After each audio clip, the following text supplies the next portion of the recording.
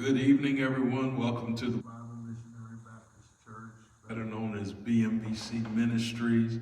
We're hoping and praying that as you participate with us in this class tonight, that the Lord is going to truly bless you. We're continuing in on our series on the pathway of fear, and we're going to be looking at a few things. Why don't you have a word of prayer with us as we bow our heads, and we'll get started. Father, we're so grateful to you for your loving kindness, your grace, and your mercy. We thank you for caring for every single one of our needs and meeting us right where we're at. Please, sir, open our eyes that we might see wondrous things out of your word. And Lord, help us to taste and see how good your word truly is. We love you and we bless you and we thank you for all you've done. In Jesus' name we pray. Amen. Well, we have been enjoying ourselves in our recent studies. And once again, if you'd like to participate in this ministry electronically, you can by going to Giveify and just download the app and go to Bible Missionary Baptist Church in Wilmington, Ohio, and that way you can participate with us online. We truly appreciate all that you do, and we're thankful to God for giving us an opportunity to continue this ministry even in a time like this.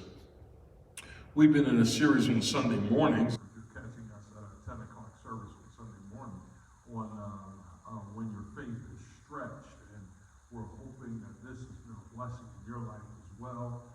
We're going to continue on in this series on Elisha. We're just doing a little mini series on him, and we had a great time last Sunday, and we're hoping that this Sunday we just have an even more fantastic time of participating in worship with you. And then right now we're in this dark path of fear in our Bible studies, and we've been dealing with David and talking about, the dark path of fear started when, Saul's throwing spears at him.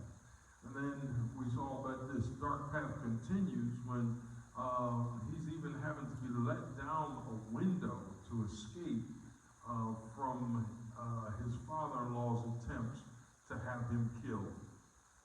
And then we also found out that there were even prophecies that were at the house of Samuel. And we said, isn't this sad that he's connecting himself to the preacher, and yet the preacher seemingly is endorsing Saul? And that's not really what was happening, but David misread what was happening, and God was just saying, look, I'm trying to show Saul that this is not going to happen the way you want it to go. Saul had already blown it with God.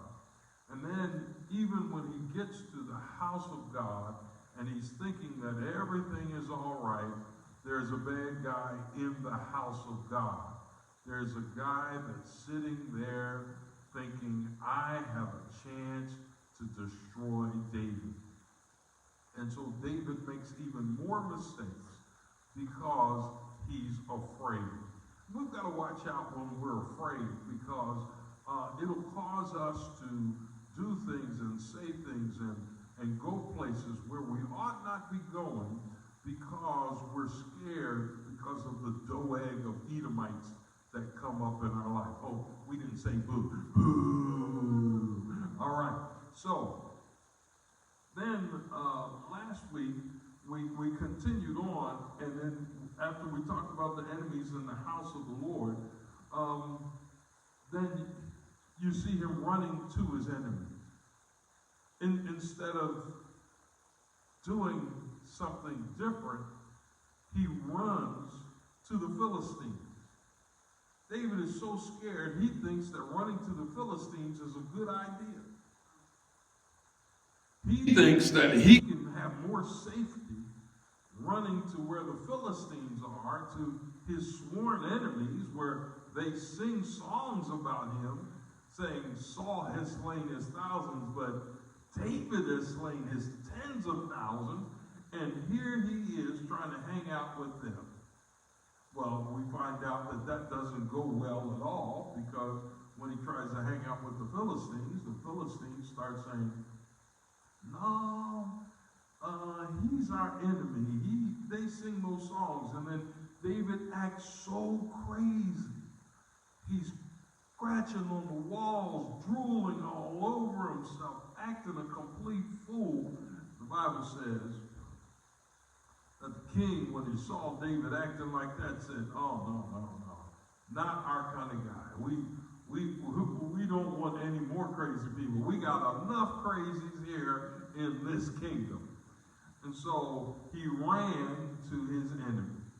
Well, that leads us to, once again, if we forget the things that God has given us, the places God has shown us his protection, the times God has blessed us, and we forget the giants that God has allowed us to slay in his name, what happens to us? Fear comes in. And when fear comes in, slowly but surely, all those things that God has given you begin to start to disappear in your mind. And you're no longer focusing in on what God has done and what he will do, but all you see is fear. So I wanted to take us back just for a few moments and look at a map, because sometimes for me, looking at maps helps me understand the passage a whole lot better. And we started in Gibeah. David is playing the harp and everything's going well, and then Saul just kind of goes nutso and throws a spear at him. And then he goes back out to war, comes back in, Saul does it again, and then from there he goes to Ramah to see the prophet Samuel. Well, then Saul sends people up there, sends 3 sets of soldiers up, couldn't get them, they all started prophesying, so then Saul comes up, and then he begins to prophesy, and so David ran again.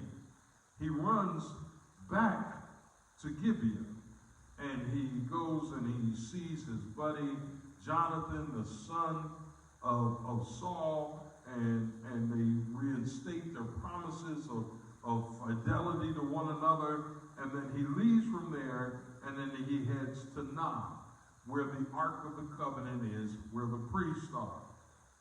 Well, then when he sees that bad guy, then he goes all the way over to Gath. Gath, as you see, is in the blue because I wanted you to notice that this is Philistine territory. So now he has gotten himself in Philistine territory, and he gets kicked out.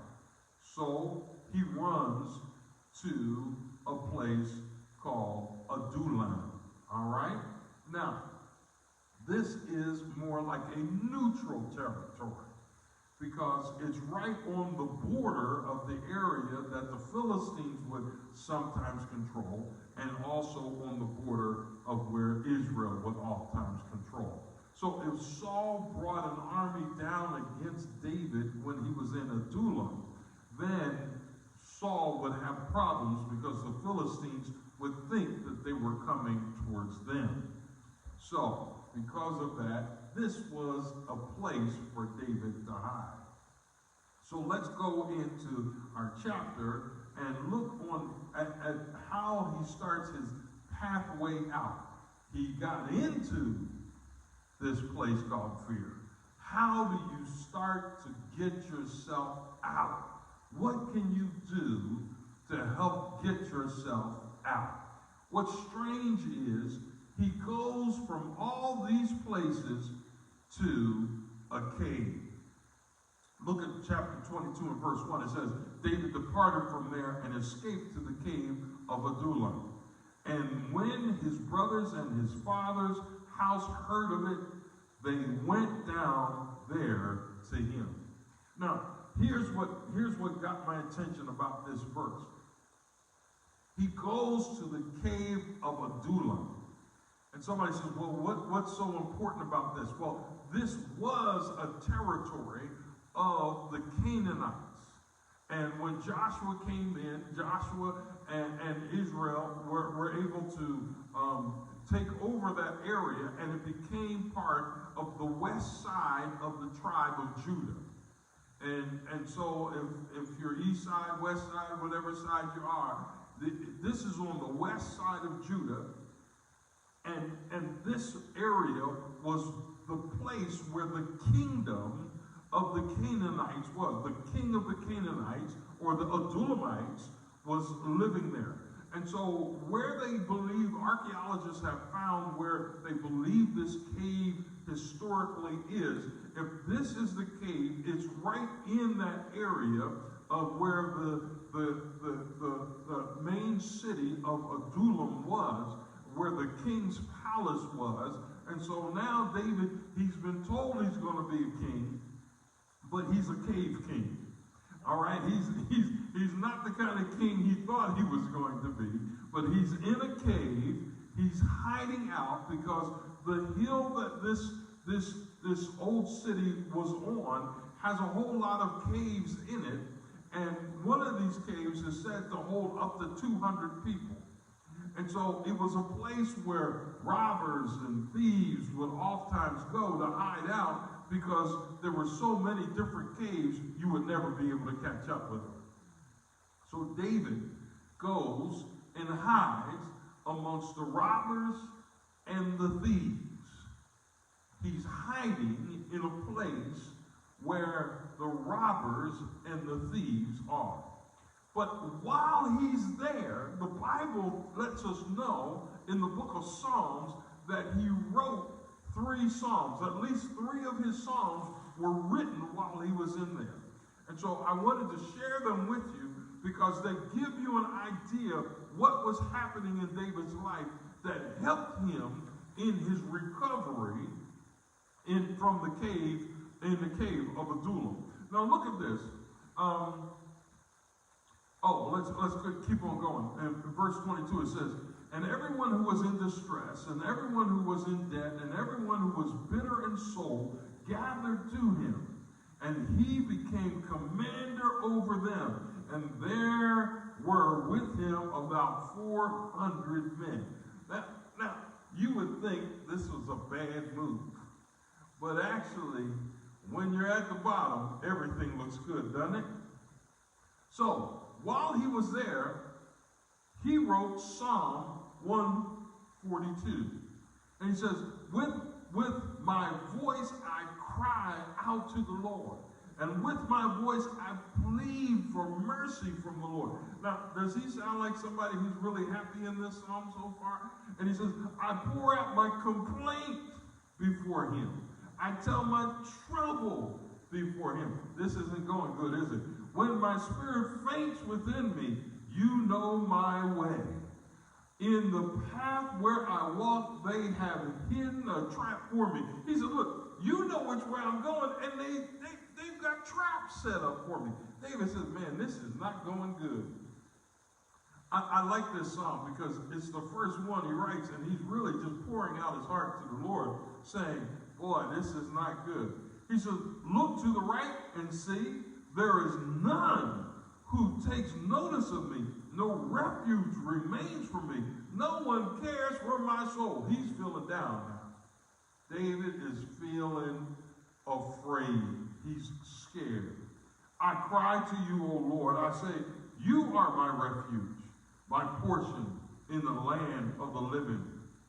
Attend to my cry, for I am brought very low. Deliver me from my persecutors, for they are too strong for me. He said, look, this has gotten to be too much now. I know, Lord, that you said that I can handle this, but I don't think I can handle this. Have you ever been there in your life where you just felt like you couldn't handle what David even felt that way?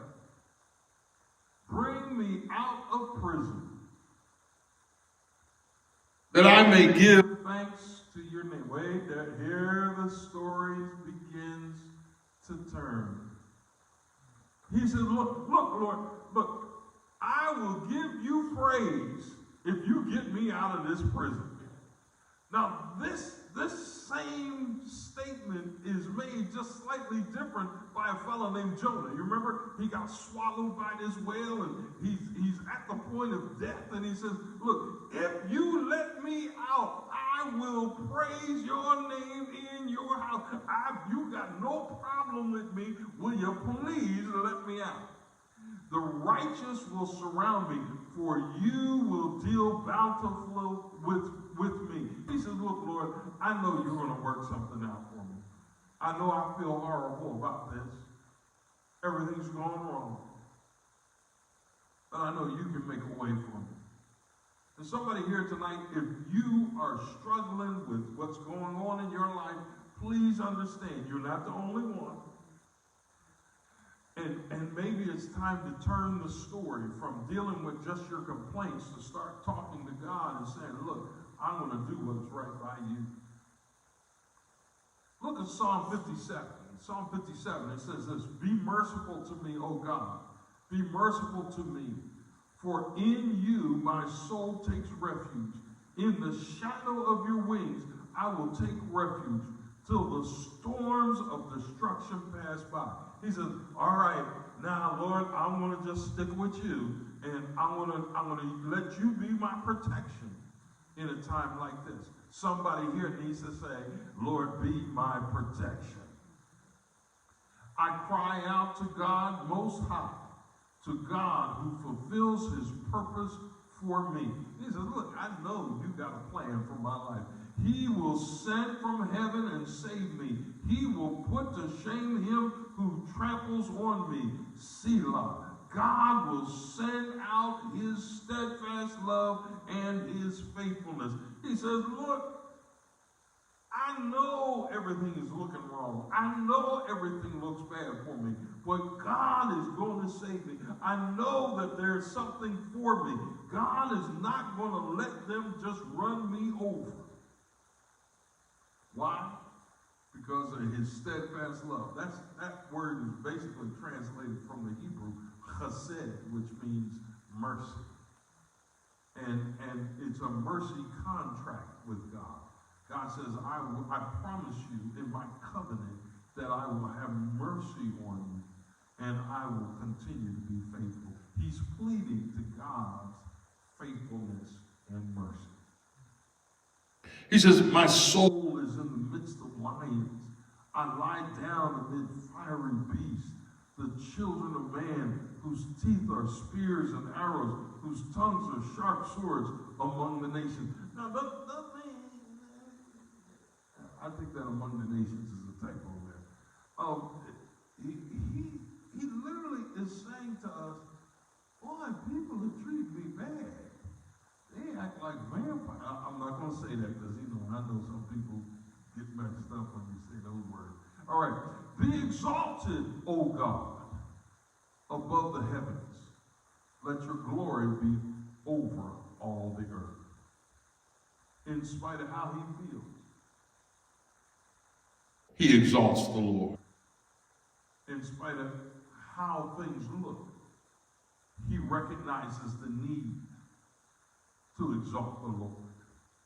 I like this because he's in a bad situation. He's in a cave. He's in a dark place. Yet he's still exalting the Lord. Watch this.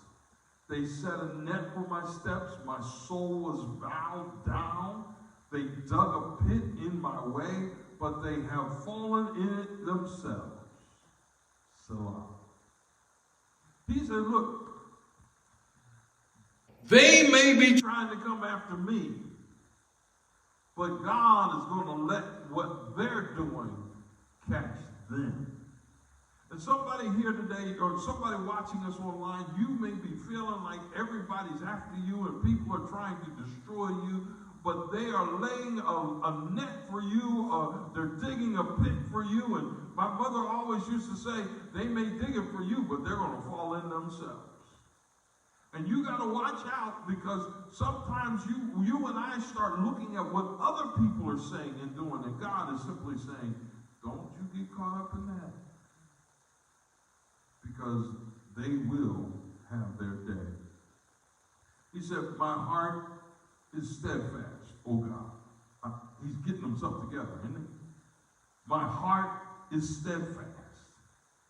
I will sing and make melody. Now he's starting to really turn this corner because he's talking about giving God some praise. And every time you start talking about giving God some praise, things change.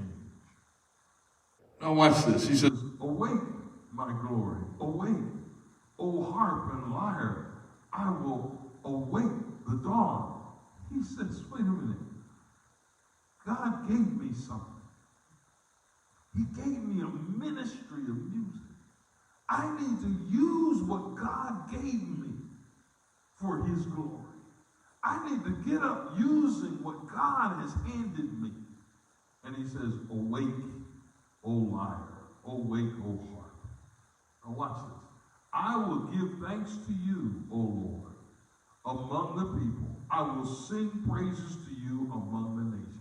You see how he went from gloom and doom, and now he's working his way back to saying, wait a minute.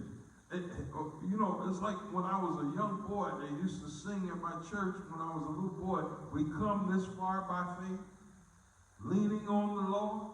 We sing it here sometimes, trusting in his holy word. I mean, what happens is we've got to remember that we ought to give God thanks no matter where we're at. He's in a cave and he's talking about thank you. He's in a bad situation. His king doesn't want him. The other king doesn't want him. He's got people trying to kill him. He's scared for his life. And he's sitting there saying, well, thank you, Lord. You've been good to me. Now, I don't know about you, but that's a change that has occurred in his heart and mind, which is getting him through his problem with his fear. Now watch. For your steadfast love, remember what I told you, steadfast love is translated, it's the Hebrew word chesed, which means mercy, is great to the heavens, your faithfulness to the clouds. He says it's all above me. God says, I got new mercies for you every day. I'm taking care of you. You don't have to worry.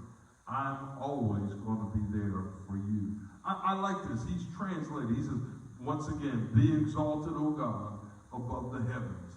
Let your glory be over all the earth. He simply is saying to God, I get it. I really get it. You're a great God. This is not by mistake. You didn't mess up. All these calamities came into my life.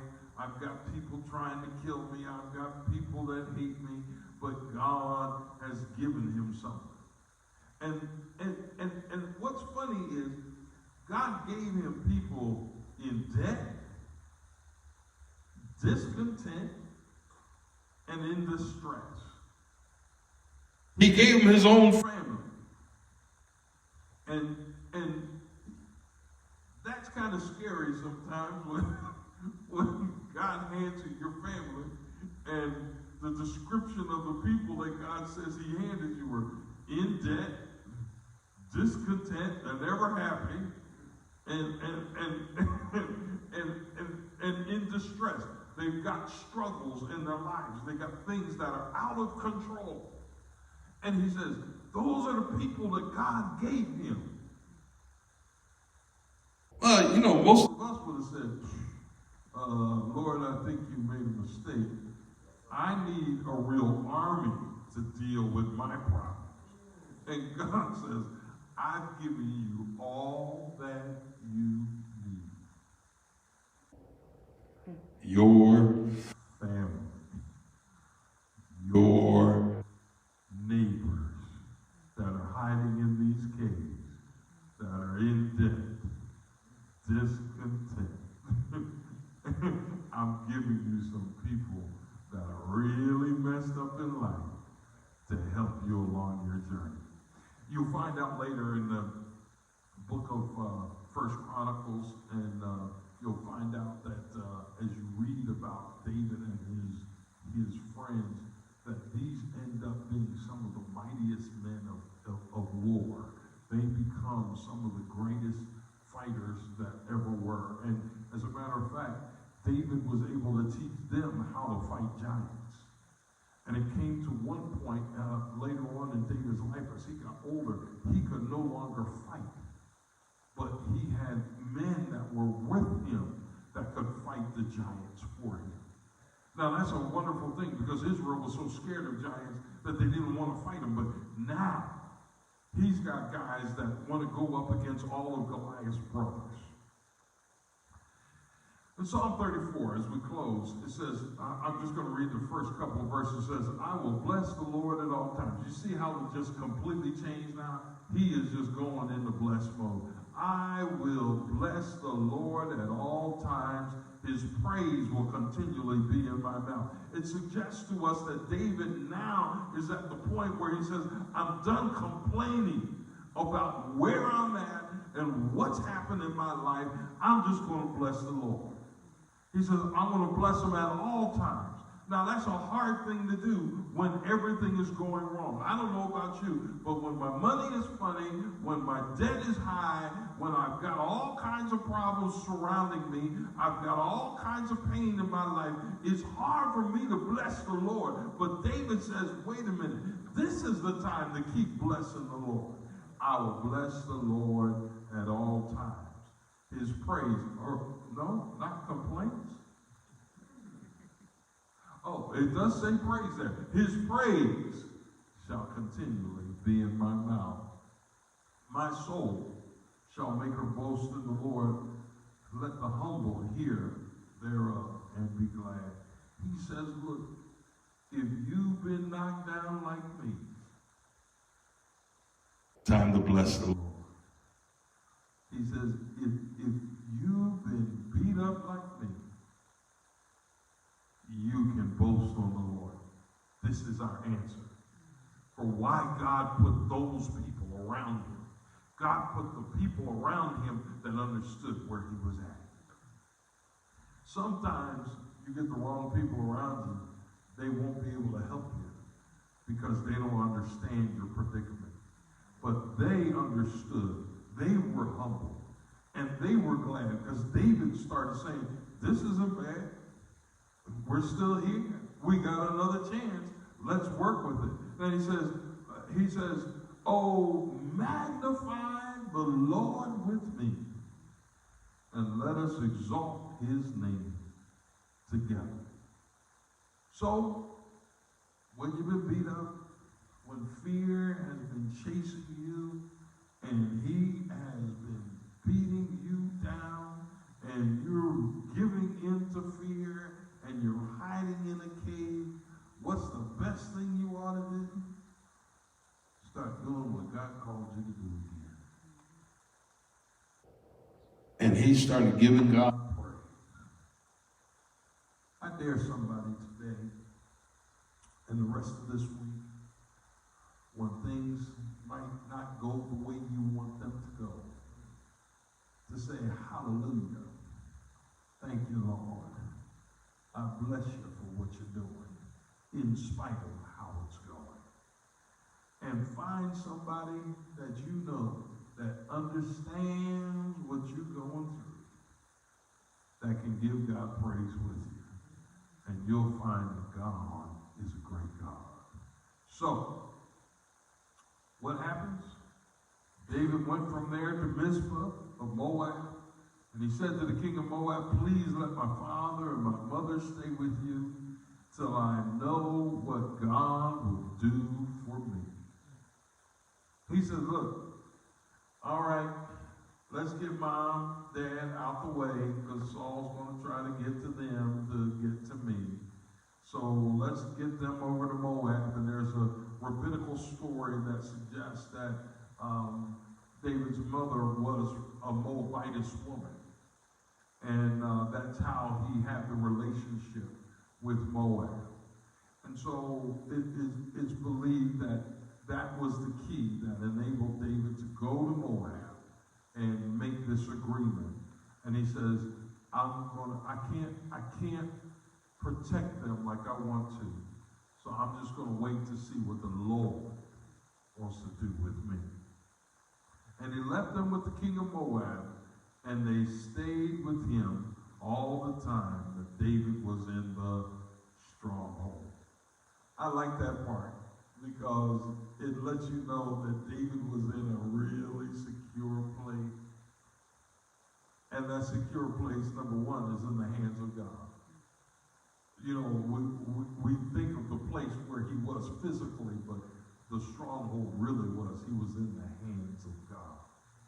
David was running from Saul constantly for approximately 10 years. But in that 10 years, he was always hiding out in the area of Judah. And he knew all the caves and he knew all the places to go because what? He was from Bethlehem. He understood where the green grass was. So he knew all the regions of the area. Then the prophet Gad said to David, "Do not remain in the stronghold. Depart and go to the land of Judah." So David departed and went into the forest of Horeb. Well, you know, And I'm going to have to stop right here because our time has run out. I hope we've been a help to you today and we've been a blessing. Please don't ever forget what the Lord has done in your life. Please don't allow yourself to forget the things that God has blessed you with. And please don't let fear begin to make those things disappear in your life, because if they disappear, the only thing you'll be left with is fear. We hope you've been blessed by our study. Once again, this is the Bible Missionary Baptist Church, better known as BMBC Ministries, and we truly appreciate your participation.